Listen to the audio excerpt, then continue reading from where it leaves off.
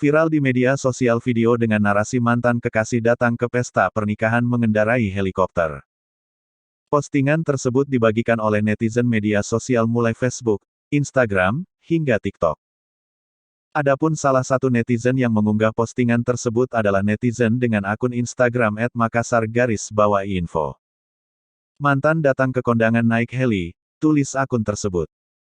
Hingga Jumat, tanggal 6 Agustus tahun 2021, malam postingan tersebut telah disukai lebih dari 65.870 pengguna.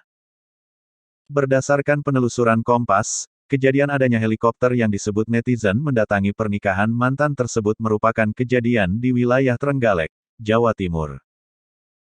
Saat dikonfirmasi, penerangan TNI Angkatan Udara Marsma TNI Indan Gilang Buldansyah menerangkan bahwa kejadian yang viral tersebut bukanlah pendaratan helikopter yang datang untuk menghadiri pernikahan mantan. Namun helikopter tersebut merupakan helikopter TNI Angkatan Udara TNI AU, yang sedang latihan mendarat di lapangan. Adapun peristiwa tersebut menurutnya terjadi pada Senin, tanggal 2 Agustus tahun 2021.